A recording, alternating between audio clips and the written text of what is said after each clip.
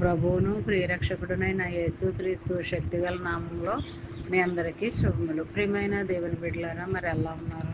గతించిన దినమంతా కూడా, వారం అంతా కూడా, మరి ఆ నెలంతా కూడా ఆయన రెక్కల నీడలో నిన్ను నన్ను మనందరినీ కాపాడి మరొక నూతనమైన దినములో వారంలో మనం ప్రవేశపెట్టిన విధానాన్ని బట్టి మరొకసారి ఆయనకి వందనాలు చెల్లించుకుంటున్నామండి.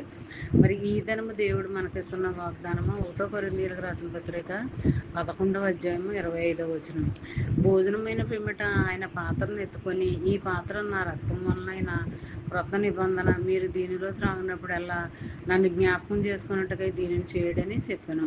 ప్రియమైన దేవుని బిడ్డలారా, మరి ఇందులో మరి దేవుడు ఏం చెప్తున్నాడంటే, మన పాపాల కోసం ఆయన మీద వేసుకొని మరి ఆయన రక్తాన్ని మనలోనికి పంపించి మనకి పాప క్షమాపణ, పాప విమోచన కలిగించి మరి పరిశుద్ధాత్మ శక్తితో మనల్ని నింపాడు. మరి ఆ రకంగా మనం ఆయన రక్తాన్ని తీసుకుని, ఆయన శరీరాన్ని తీసుకుని మనం భుజించడం వల్ల మనం పరలోకమునకు ఆ నిత్య రాజ్యంలోనికి వెళ్ళడానికి దేవుడు మరొకసారి కృప చూపించాడు అనమాట అండి.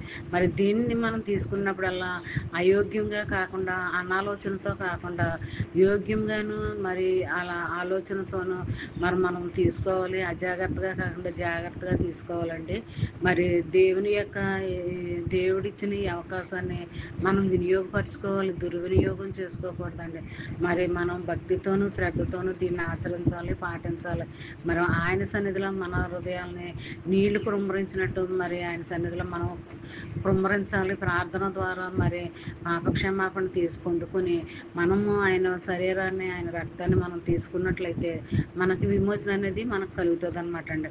మరి ఈ దినము ఈ వాగ్దానం నీ బ్రతుకులో, నా బ్రతుకులో, మనందరి బ్రతుకుల్లో నెరవేర్పు కలగాలని కోరుకుందామండి. మరి ఈ చిన్న వాగ్దానం నీ ఫ్రెండ్స్ సర్కిల్లో కూడా పంపండి. అలా పంపడం వల్ల పంపిన వారు దీవించబడతారు, మీరు ఆశీర్వదించబడతారండి. మరి ఈ దినమంతా కూడా ఈ వాగ్దానం మరి ధ్యానించుకుంటూ ఉండాలి.